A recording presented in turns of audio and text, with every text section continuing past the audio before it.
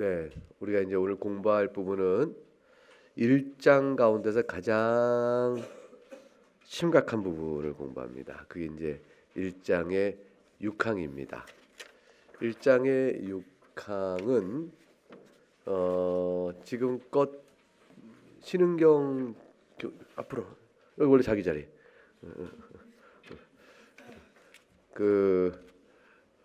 늘 1장의 6항은 말하자면 개혁파 신학의 성경 이해에서 가장 요점이 되는 예종론적 진술이 6항의 6절에 나와 있습니다. 6절을 또박또박 같이 읽어보도록 하겠습니다. 시작. 그러나 어떤 이들은 이 세상에서 하나님으로부터 믿음을 받는 반면에 어떤 이들은 받지를 못하는 것은 하나님 자신의 영원한 작정에서 비롯된다. 하나님의 모든 일들은 영원부터 알려져 있느니라. 그러한 작정에 따라서 선택을 받은 자들의 심령이 제 아무리 완악하더라도 하나님께서는 은혜로 그 심령들을 부드럽게 하고 변화를 주어 믿음을 갖도록 하신다. 반면에 하나님께서는 자신의 의로운 판단에 따라 선택을 받지 못하는 자들을 그들의 사악함과 완악함에 남겨두신다. 그리고 여기서 특별히 파멸에 처한 상태가 동일한 사람들 가운데 자비로우면서도 또한 동시에 공의로운 심오한 구별이 바꾸어 말해서 하나님의 말씀으로 계시되었던 선택과 유기라는 그 작정이 우리들에게 나타난다.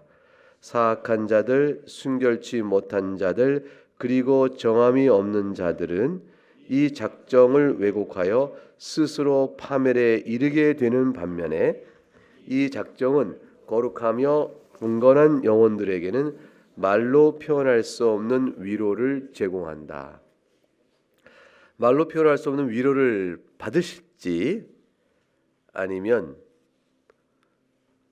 불평과 원망으로 파멸에 이를지 여러분의 오늘 공부의 내용에 반응을 써서 보시면 알 것 같아요.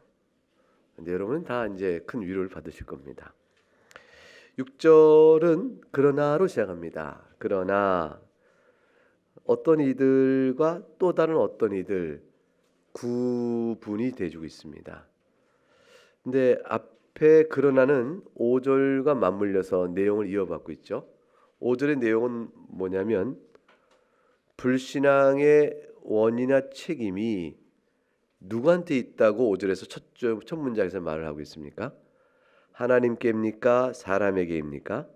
사람에게라고 말하고 있습니다. 사람에게 불신앙의 책임이 있고 예수를 믿는 믿음과 구원은 선물입니다. 라고 뚜렷한 차이를 얘기하고 있습니다. 그러면 예수를 믿는 믿음, 그것이 선물일진데 이 선물은 어떠한 자에게 주는 것입니까? 라고 물어보자는 말이에요. 그러니까 불신앙의 책임은 사람에게 있다는 전제 하나, 두 번째는 믿음은 구원에 이른 믿음은 선물입니다. 자, 그러면 조금 더 질문을 넣어가는 거죠. 선물은 주신 자의 뜻에 따라 주는 게 선물인데 그런 선물은 어떤 자에게 주어지는 것입니까? 라고 물을 때 주시는 자의 의도가 6절에 반영이 되어 있어요. 선물이 난 주는 사람이 대상을 정하여 주는 것이죠. 제가 선물을 드립니다 할 때 여러분 모두에게 또는 여러분 가운데 저와 나이가 같은 분들에게 또는 키가 저와 같은 분들에게 몸무게 같은 분들에게 또는 저처럼 점이 10개 있는 분에게 이렇게 어떤 조건을 주는 자가 정할 수 있단 말이죠. 주는 자의 의도에 따라 선물을 받는 대상이 결정됩니다. 그러니까 6절은 뭐냐면 5절에서 예수 그리스도를 믿는 믿음은 하나님의 선물입니다. 값없이 주십니다. 근데 그 선물은 주는 대상을 하나님이 어떻게 정하시는 것이죠? 그게 6절의 부분입니다. 이것은 4절과 맞물려 볼까요? 4절 한번 읽어보겠습니다. 4절 시작. 이 복음을 믿지 않는 사람들 위에는 하나님의 진노가 머무른다. 그러나 그것을 받아들이고 참되고 살아있는 믿음으로 구주 예수를 영접하는 사람들은 그분으로 말미암아 하나님의 진노와 멸절에서 해방되며 영원한 생명을 받는다. 지금 4절도 구분이 되어 있습니다. 복음을 믿지 않는 사람은 하나님의 진노가 머무릅니다. 근데 믿지 않는 책임은 5절에서 사람에게 있다고 했습니다. 반대로 참되고 살아있는 믿음으로 구주 예수를 영접하는 사람은 구원을 받습니다. 근데 5절에서 그 믿음은 하나님이 주신 선물이라고 그랬습니다. 자, 이렇게 된 상황 속에서 6절은 그렇다면 그 선물은 누구에게 주는 것이며 하나님께서 어떠한 의지로 그거를 시행하십니까? 라고 물어볼 때 6절이 이제 설명하는 겁니다. 6절 첫 문장. 어떤 이들은 이 세상에서 하나님께로부터 믿음을 받는 반면에 어떤 이는 받지를 못합니다. 요거는 이미 5절 설명이죠. 어떤 이는 하나님께서 믿음을 받습니다. 어떤 이는 받지 못합니다. 왜요? 선물이니까요. 이게 이제 5절의 설명이에요. 그런데 그 선물을 그렇게 주시기로, 어떤 에게는 믿음을 주시기로, 다른 어떤 에게는 주지 않기로 선물의 대상을 그렇게 결정하신 것은 오직 한 가지 이유인데 하나님 자신의 영원한 작정입니다. 이거예요. 그러니까 하나님 자신의 영원한 작정이란 말 표현 속에는 영원한이란 말은 시간이 시작되어진 상태와 관계없이 역사를 시작하기도 전부터 하나님이 이미 설정하신 계획이라는 겁니다. 하나님이 이미 만물을 역사를 쫙 펼쳐 가시는 시간 속의 흐름들을 통치하시고 이끌어 가시는데 그런 모든 일들은 하나님이 먼저 계획하신 이의 현상이에요. 이의 결과로 나타나는 거죠. 시간 속의 결과로. 그럼 시간도 창조의 대상이요 내용이니까 시간을 만들기 이전에 하나님께서 이미 계획하신 일을 영원하니라 이렇게 얘기해요. 영원한 작정에서 비롯됩니다. 그러니까 이제 이게 듣는 사람이 숨이 그런가? 그러면 지금 내가 예수님을 믿는 믿음을 하나님께부터 선물로 받았습니다. 감사합니다 할 때 이 선물은 최소한 내게 있는 어떤 이유가 아니라 오직 하나님 자신의 의지 속에 있구나. 이걸 하나 보여줘요. 오직 하나님에게만 그 의지가 있어요. 하나님 자신의 뜻에 따라 믿음을 어떤 에게 주시고 어떤 에게 믿음을 주지 않는 겁니다. 그러므로 이 믿음은 내가 믿는 이 믿음은 하나님께서 믿음을 선물로 준다는 말로 표현되는 바로 그것, 즉 내가 믿을 수 있게끔 해주시는 은혜가 있어야 결국 내가 믿는 일이 나에게 나타나는 겁니다. 그것이 어떻게 나에게는 그렇게 되고 다른이 그렇게 되지 못했는가? 이 결정이 영원전에 있었다. 하나님의 차원 안에서 영원전에 있었던 일입니다. 그래서 이제 사도행전 15장 18절 말씀 같이 읽어보죠. 하나님의 모든 일들은 영원부터 알려져 있느니라. 이 말은 하나님의 모든 일은 영원 안에서 결정되고 그때 이루어진 일이니라 이런 뜻이죠. 그래서 하나님의 영원한 작정에 따라서 즉 시간 역사 안에 벌어지는 사태는 하나님의 작정에 영향을 못 줘요. 그러니까 하나님의 작정이 먼저입니다. 시간의 사태보다. 하나님의 영원한 작정에 따라서 선택을 받은 자들의 심령이 어떤 현상으로 드러나냐면 제 아무리 완악하더라도 하나님께서는 은혜로 그 심령들을 부드럽게 하고 변화를 좀 믿음을 갖도록 하신다. 이게 시간 안에서 우리가 눈으로 보는 겁니다. 자, 하나님의 영원한 작정이 실현되는 현상을 우리가 무엇으로 알 수 있습니까? 이렇게 물어보자고요. 그럼 그것이 그 문장의 답이에요.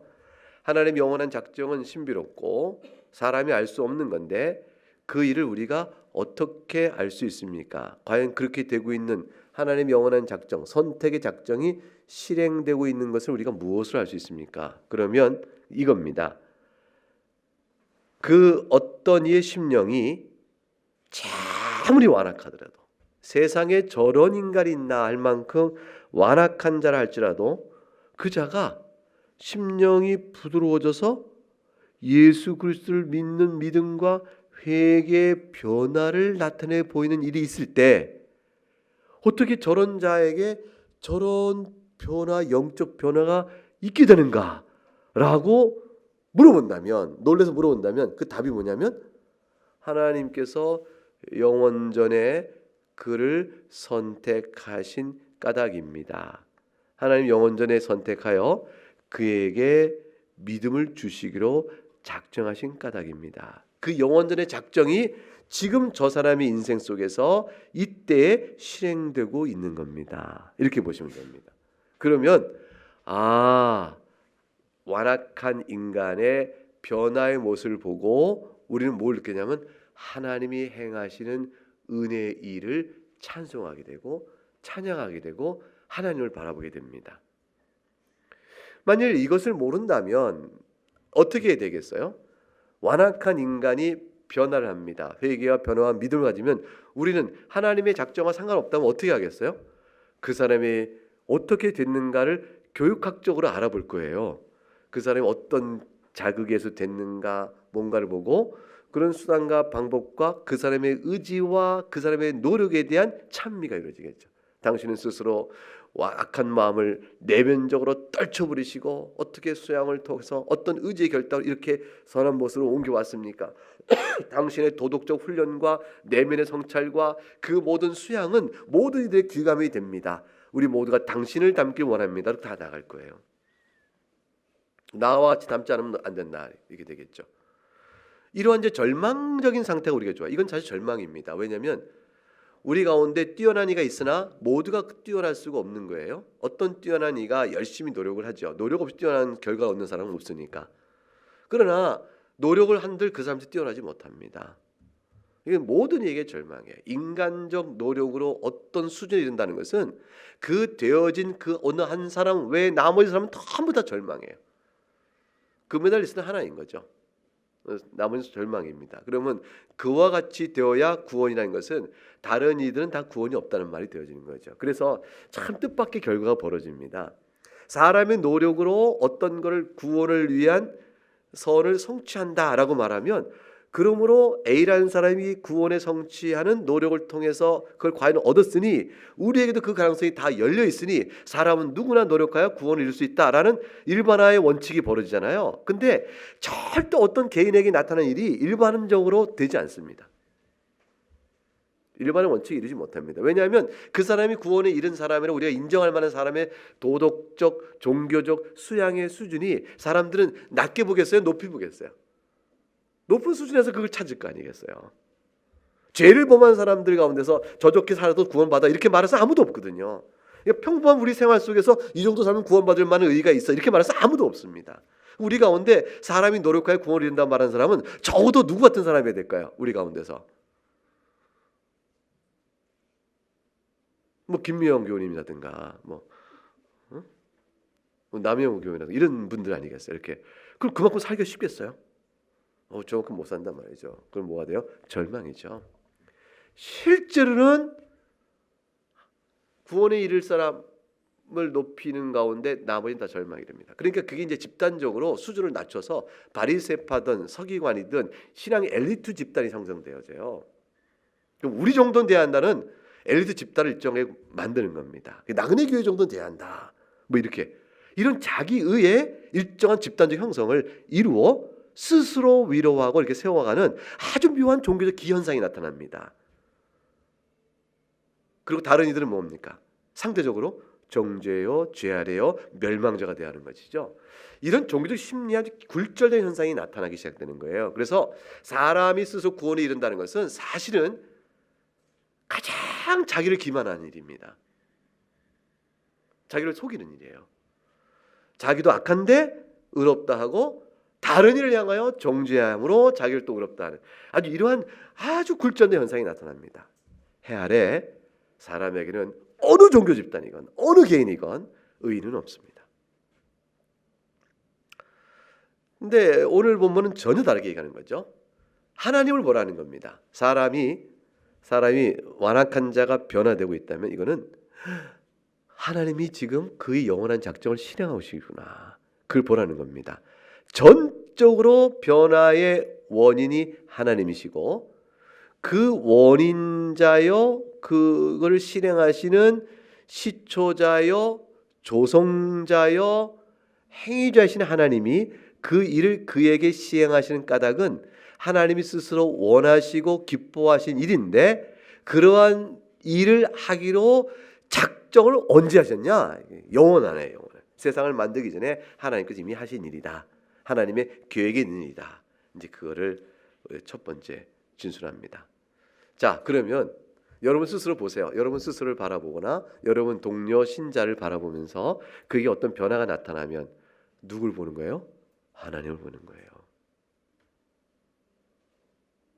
하나님을 그 자기 안에 역사하시는 하나님을 바라볼 수 있게 되어지고 이거는 어마어마한 큰 위로가 와요. 내 안에 어떤 영적 변화가 나에게 있다면 누가 행하신 거라고 했죠? 하나님. 그러면 하나님께서 나를 지금 어떻게 하고 계신 거죠? 작정하시고 선택적 작정을 통하여 나를 붙들고 계시구나 하는 사실을 알게 되는 겁니다. 회개하는 자에게는 위로가 바로 오는 거예요.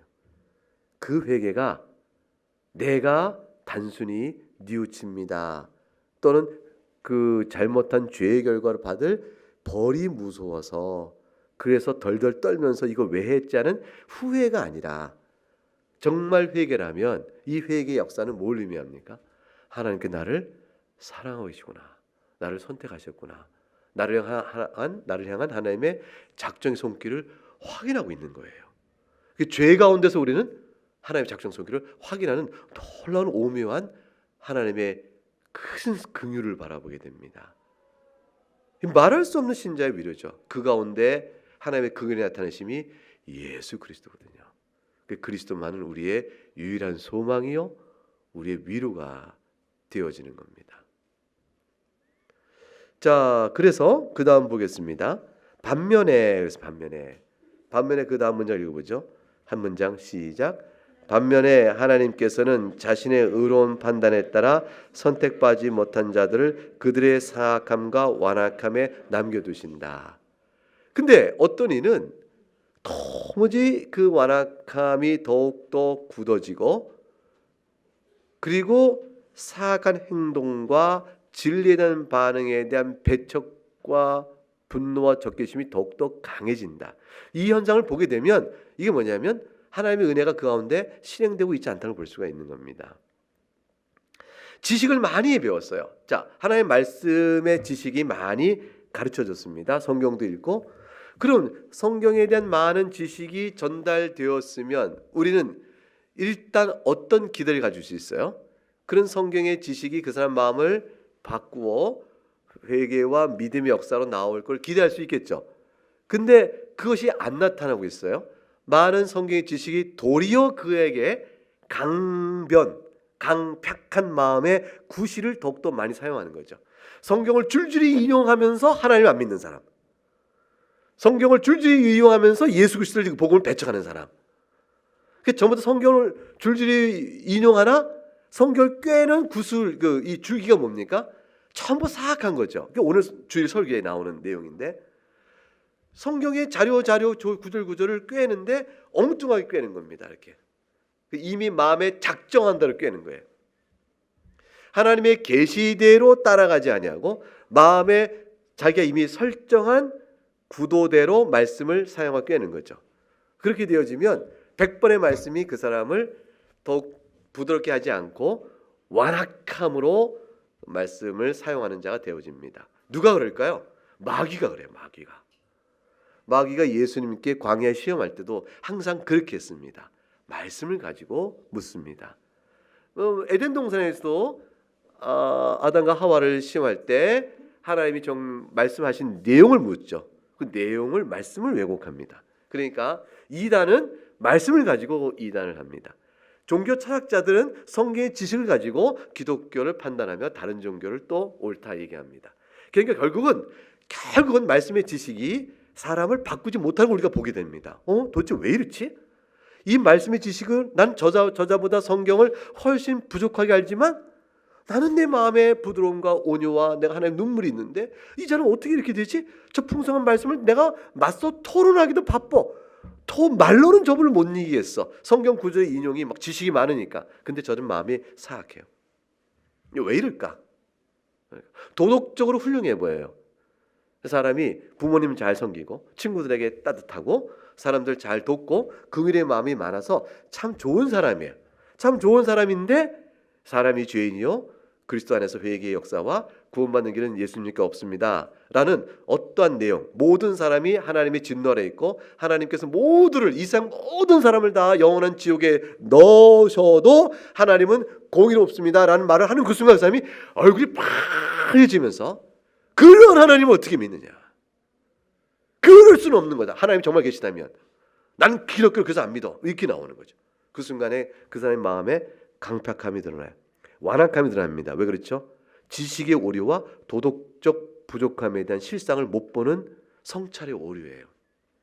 인간과는 성찰의 오류 그리고 지식의 오류가 있어서 모든 사람을 한 명도 구원하지 않고 다 지옥의 멸망에 넣어도 하나님은 결코 불의하지 않으시다. 우리가 첫 번째 1장 1절에 나와 있는 내용을 절대로 못 받는 겁니다.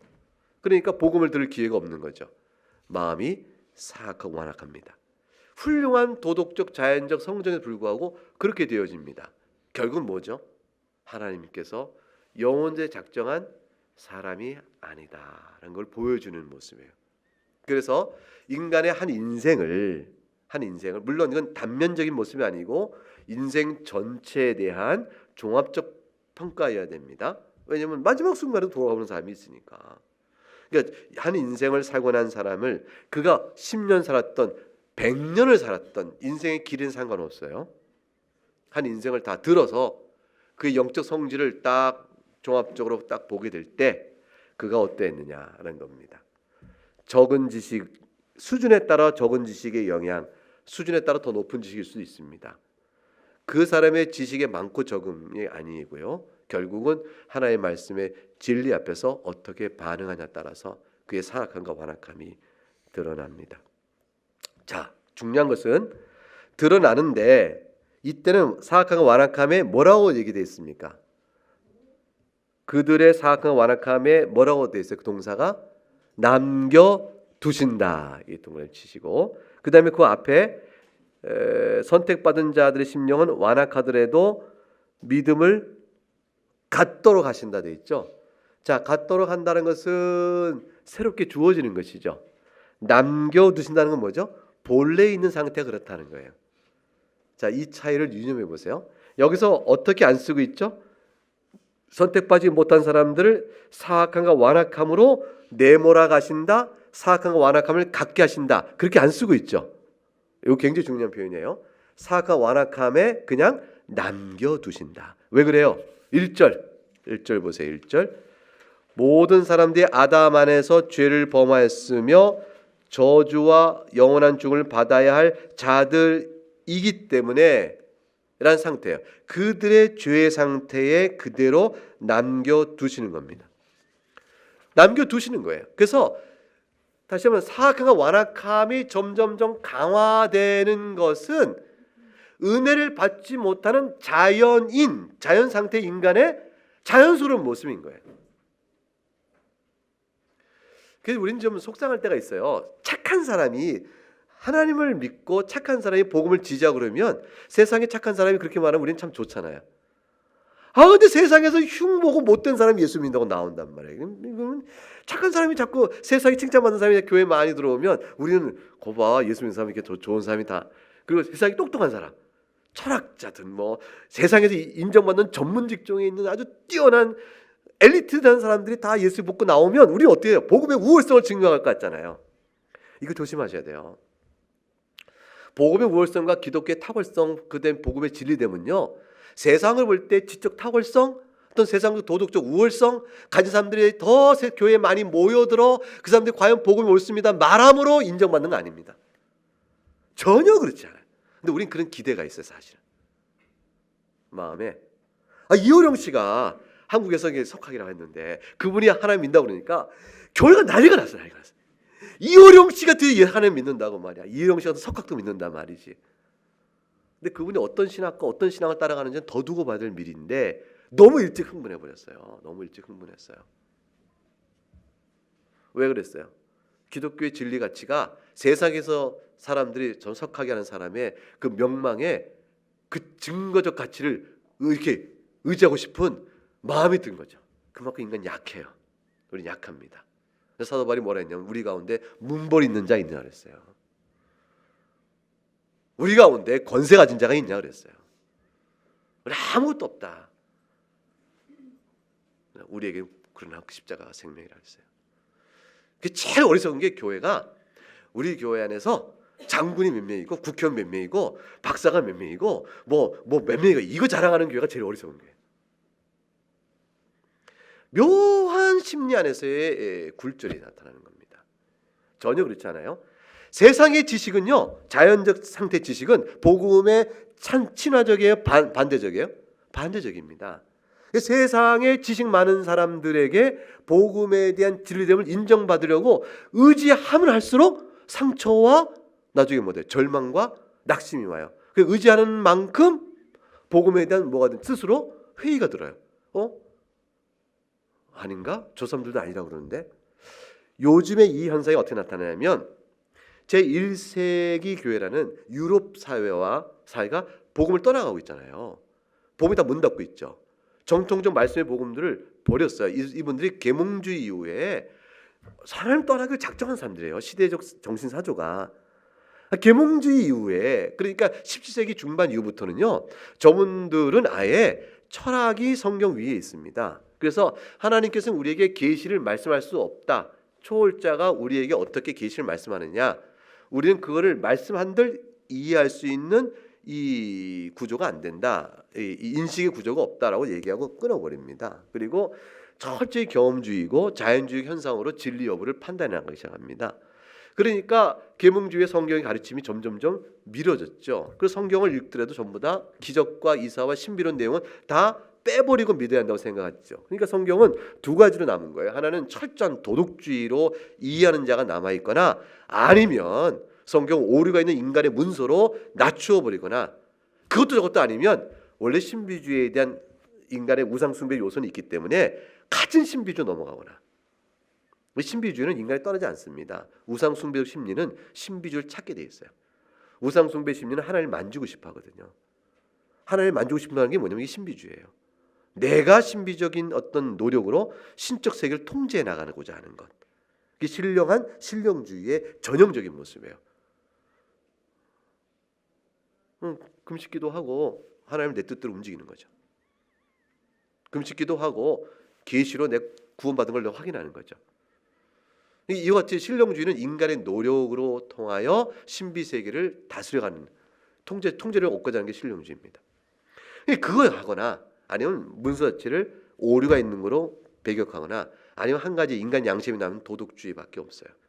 그렇게 되어 오는 상황 속에서 지금에 와서는 초토화되어 버린 겁니다. 그러니까 요즘에 언제 기독교를 비하하는 사람들이 그렇게 얘기하는 거죠. 봐라, 오늘날 기독교 부흥하는 데가 어디냐? 다 제3세계다. 아프리카 지금 기독교 인구는 계속 부흥하고 있어요. 전 세계적으로 인구 대비 기독교인이 늘어나고 있습니다. 엄청 늘어나고 있어요. 그게 참 이상하죠. 세상은 기독교를 배척하고 있는 것 같은데 실상 영혼 하나하나를 보기에도 늘어나고 있습니다. 이게 아주 참 역설인데 주님 오실 때 믿음을 보겠냐라는 말씀 속에서 이제 남은 자들 추론했을 때 엉뚱하게 그렇게 나타날 거예요. 자, 그러면 보세요. 이제 예수님 기독교 부흥 지역을 지구를 놓고 이렇게 표시해 보면 이제 유럽은 아닌 거죠. 미국에도 점점 복음적 세력이 약해지고 있어요.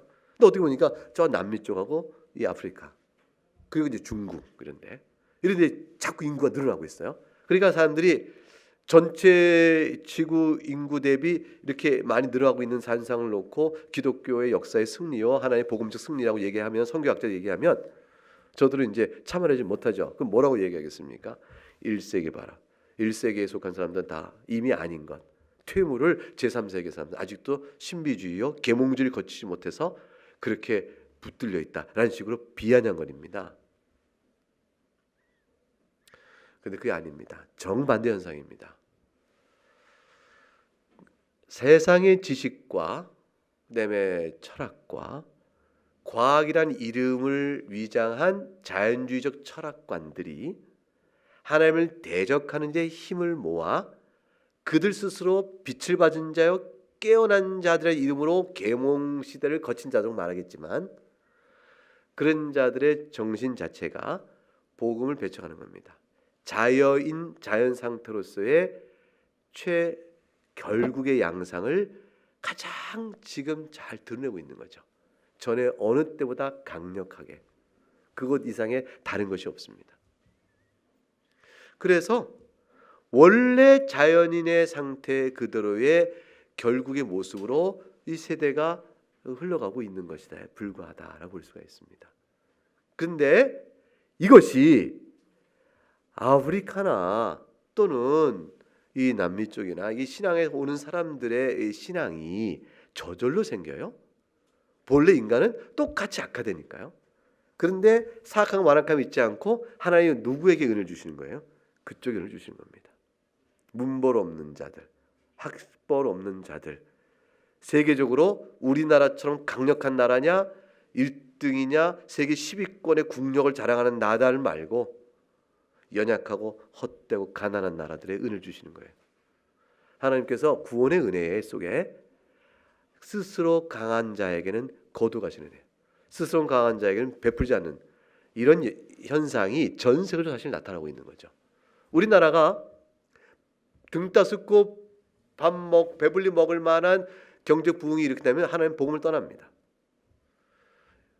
국민소득 2만 불, 3만 불 복음을 떠나는 일이 역사로 드러난다고 그래요. 딱 한 가지 이유죠. 3만 불이 진리를 분별하는 눈을 열어준 게 아닙니다.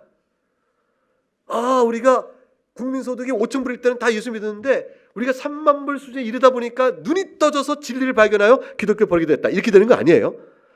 아니 그게 무슨 진리의 눈을 떠주겠어요. 여전히 세상이 악한데 우리나라 얼마나 악해요 지금. 그게 진리의 눈을 떠준 게 아니고 마음이 배불러진 겁니다. 결국 가진 것, 돈, 지식, 무엇이든 가지고 하나님을 배척하는 입장에 넉넉히 서게 된 거죠. 원래 자연의 모습 그대로가 드러나고 있는 겁니다. 믿는 사람도 잘 믿다가 형편이 편안하면 나태에 빠지고 죄악의 수렁에 허우적거리는 일들이 있어서 하나님께서 징계로 그를 돌이켜 다시 각성시키거늘 은혜 받은 자라로 그럴 수 있는 일이 태반일진데 은혜 받지 못한 자연인들이야 하나님 앞에서 그렇게 되어가는 모습을 보이는 것은 당연한 일이죠. 어떻게 보면 로마 제국 시대에 로마 주류가 기독교를 믿었냐 그 말입니다. 아닙니다. 세상의 주류는 기독교에 대해서 그렇게 환영하지 않습니다. 결론은 뭐냐면 기독교는 항상 주변으로 남아 있습니다. 기독교인은 주변인들이에요. 역사적으로 항상 중세 시대 때 한때 이렇게 온 세월이 우리에게 주류인 것처럼 생각했지만 아닙니다. 주변으로 남아 있던 겁니다. 지금도 주변이 남아 있는 거죠. 주변이 남아 있는 까닭이 뭘까? 하나님께서는 스스로 강한 자에게 은혜 안 주시는 거예요. 약한 자에게 은혜 주시는 거죠. 하나님의 작정이 그렇게 돼가요. 이게 하나님께서 그렇게 작정하셨기 때문에 이렇게 됐다고 말할 때 우리는 현상적으로 얘기하는 거예요. 결과적으로 현상 가만히 보니까 어떤 자가 복음을 배척하고 완악하냐 그거예요. 누구야? 그런 자들이구나. 이렇게 보게 되어집니다. 오히려 약하고 어리석은 자들이 복음을 들어요. 그런 자에게 은혜가 있는 거죠.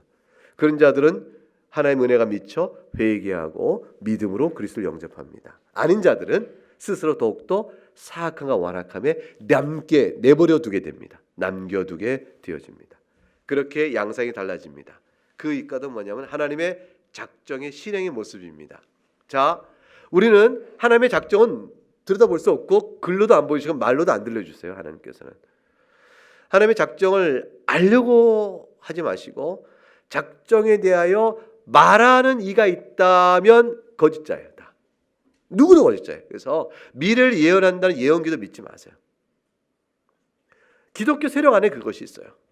예언 기도가 있어요. 기도 막 하면서 너는 앞으로 어떤 사람이 되라. 너는 앞으로 어떻게 될 거다. 너는 어디 미래를 쫙 예언해 준다고 그래요. 맞아요? 안 맞습니다.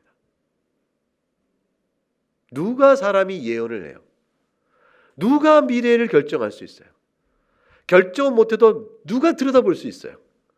아무도 없습니다. 계시를 받았다는 건 그게 다 거짓말이에요. 자신이 계시를 받았다는 말이 주관적으로 진실하다면 그거는 이상한 정신병이에요.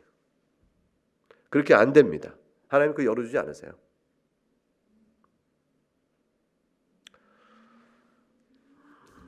믿지 마세요. 여러분 내 말 이 말 듣고 난 그거 믿고 지금까지 와서 정말 맞았는데 지금까지 맞은 게 있어도 앞으로는 믿지 마세요.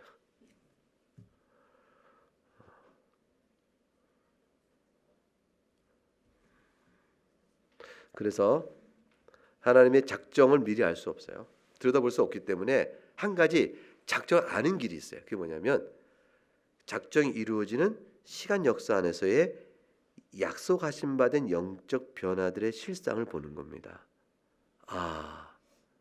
그럼 여러분 안에 은혜가 있으면 뭘 의미냐면 하나님께 여러분 선택하셨다는 사실을 말해주는 현상을 내가 보고 있구나 이렇게 생각하시면 됩니다. 여러분 예수님 믿으시죠? 죄 가운데 회개하시고 그리스도 외에 생명 없음을 굳게 믿으시잖아요. 하나님 여러분 작정하신 거예요. 선택의 작정을. 그게 실현되고 있는 겁니다. 그러니 우리에게 얼마나 큰 위로가 되는지 몰라요. 내가 자연인으로 믿을 수 없는 일이거든요. 불가능한 일이 벌어진 거죠. 자, 여러분 보세요. 어때요? 사악하고 완악함이 남는 상태가 본래 여러분에게 가까워요? 본래 여러분에게 회개하고 믿음 갖는 일이 가까워요? 어느 쪽이 가까워요? 본래 여러분이. 사악한 완악함 있잖아요. 그래서 여기서 바로 이 점에서 볼 때 특별히 파멸에 처한 상태가 동일한 사람, 이 줄치면 이게 뭐냐면 모든 보편 인류죠. 아담 위의 모든 인간들이에요. 아담 위의 모든 인간들, 즉 1절입니다. 원죄를 말면 모두 멸망에 처하여야 할 동일한 상태에 놓인 사람들 가운데 어떤 이는 자비로운, 어떤 이는 동시에 공의로운 구별이 주어졌다. 바꾸어 말해서 하나님의 말씀으로 계시되었던 선택과 유기, 어떤 이에게는 자비로운 선택, 어떤 이에게는 뭐죠? 공의로운 심판, 유기, 이것이 남겨지게 되는 겁니다. 그래서 선택하기는 자비로움과 유기된 자에게는 그의 자기 자신이 지은 죄의 책임에 따라 하나님이 엄중히 심판하심으로 공의를 나타내 보입니다. 사악한 자들, 순교치 못한 자들, 그리고 정함이 없는 자들은 이 작정을 왜곡하여 어떻게 왜곡할까요? 이 작정의 얘기를 지금까지 들었습니다. 그럼 어떻게 왜곡할까요? 왜곡은 당연하죠. 뭐야? 하나님이 다 정하셨으니까. 정하셨으니까 우리의 죄악은 하나님 탓이지 내 탓이 아니므로 정하신 자가 책임을 지시오. 나를 파멸로 멸망으로 심판한다면 당신은 불의한 분이 돼요. 나는 걱정 없어라고 그냥 버틸 거예요. 논리가 이거죠.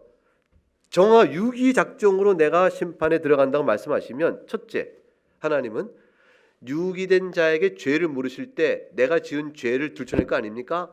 근데 내가 이 죄를 지은 게 하나님이 유기하셔서 그런 거예요. 선택한 자들은 회개하고 돌이킨다면서요. 회개하고 돌이킨 일이 나에게는 없는 거 아닙니까? 그러니까 나에게 그렇게 유기 작정한 당신의 책임입니다. 책임 소재를 정확히 합시다. 이거고, 둘째, 그런데도 불구하고 나의 죄를 들어 심판하신다면 책임 소재가 자신에 있음에도 불구하고 나에게 벌을 주시는 당신은 공의롭지 않고 불의한 분이 됩니다. 이 얘기로 이 정도는 내가 죄 가운데 살아도 걱정 없게 만드네. 이렇게 왜곡한단 말입니다. 근데 이 왜곡의 허점이 어디 있어요? 죄값을 묻는 하나님의 심판 앞에서 자기 죄에 대한 책임을 하나님께 돌릴 수 없다라는 명명백백한 자기 안에 자기 음성을 자기가 기만하고 있다는 죄가 드러나요. 지금까지 지은 죄를 다 하나님 탓으로 돌릴 수 있습니까? 어때요? 박한규 교우님, 지금까지 죄를 좀 진 게 있을 텐데 어때요? 그 죄가 그 하나님 탓이에요? 본인 탓이에요? 네. 네, 본인 탓이라고 얘기하신 거죠. 하나님께 어떻게 좀 돌릴 만한 여지가 없을까요? 이광철 교우는 어때요? 못 돌리죠. 우리는 너무 알아요. 선명하게 알아요. 그래서 이제 죄를 지을 때 양심이 떨려요, 안 떨려요? 안 떨리시는구나 이제는. 가슴이 떨린단 말이에요. 이거 뭐냐면 내 탓인 줄 아는 거죠. 그리고 죄를 지을 때 이건 아닌데라는 윤리 의식이 작용이 안 해요. 내 탓인 줄 아는 겁니다. 근데 이것 자 양심도 안 떨리고 심장도 안 떨리고 윤리식도 작용을 안 해요. 그걸 뭐라 하냐면 화에 맞았다는 거예요. 죄에 대한 감각이 없어진 거죠. 화에 맞았다. 죄의 감각이 없어서 그냥 하는 거죠. 이런 상태가 되어집니다. 그러나 처음부터 화에 맞은 자가 아니거든요. 9절의 관계를 쭉 보게 되면 자기 책임을 핑계치 못합니다. 하나님 그날 낱낱이 드러내신단 말이죠. 그래서 스스로 왜곡하여 스스로 파멸하게 된 반면에 마지막 장이 있습니다. 반면에 이 작정은 시작. 이 작정은 거룩하며 경건한 영혼들에게는 말로 표현할 수 없는 위로를 제공한다. 여기서 거룩하며 경건한 영혼들을 줄치세요. 그러니까 이게 뭐냐면 이분들은 선택받은 자들이죠. 선택받을 만하네라고 써보세요. 거기다가 말 돼요, 안 돼요? 거룩하고 경건하니까 선택받을 만하네. 그거 아니에요. 그게 아니고 선택받은 자 심령 속에는 하나님 어떻게 돼요? 믿음을 갖도록 마음을 부드럽게 하셨죠. 그러므로 그 자는 그런 하나님의 작정의 실행으로 말미암아 어떤 영적인 열매가 드러날까요? 거룩과 경건이라는 열매를 맺어갑니다. 거룩과 경건한 생활을 통해서 자신에게 이런 일이 나타나고 있음에 대한 놀라움과 감사가 더욱더 마음에 차오르면서 그러면서 하나님이 날 정말 작정하셨구나. 하나님이 날 선택하셨구나 라는 사실을 내면 안에 차는 거룩과 경건한 신앙생활 안에서 더 풍성히 느껴지는 거예요. 이때 거룩과 경건은요 율법주의가 절대로 아니에요. 왜냐면 율법주의는 절대로 이렇게 못 가져요. 율법주의는 어디로 넘어가냐면 자기 의로 넘어가게 됐어요. 이 거룩과 경건한 건 뭐냐면 나 같은 죄인에게 내가 하나님 사랑하는 마음, 주를 사랑하는 마음, 하나님 용서에 대한 감사, 죄에 대한 미움과 싫음, 하나님에 대한 엎드림, 눈물, 이 모든 게 어떻게 나한테 있지? 라는 거에 대한 말할 수 없는 겸손함이에요. 그리고 부드러움이에요. 그리고 연약한 자와를 사랑하는 마음이 생겨요. 이러한 내면의 복음적 영성, 복음적 영적 태도가 나타나는 거죠. 그런 가운데서 위로를 느끼는 거예요. 나 같은 자도 주님 용서하셨구나. 나 같은 자도 하나님께서 은혜를 하나님이 작정하셔서 나 같은 자에게도 이런 은혜가 미치는구나. 이걸 느끼는 거예요. 자, 어떻게 해요? 하나님이 선택의 은혜를 나에게도 주셔서 나 같은 자에게도 이러한 위로와 경건의 아름다운 향기를 주시는구나. 내 마음을 이렇게 이끌어 가시는구나. 이렇게 고백하는 거예요. 이 말의 순서를 잘 이해하시겠죠? 내 안에 나타난 아름다운 선한 것을 보면서 뭐라고 생각해요? 하나님이 영혼들에 선택하셔서 나를 선택하셔서 나 같은 죄인에게 이런 변화가 있도록 은혜 손길을 내어주시는구나. 이 은혜를 내가 무엇으로 갚을꼬? 이렇게 살면서 마음속에 깊은 위로를 받는 겁니다. 네, 오늘 여기까지 공부하겠습니다.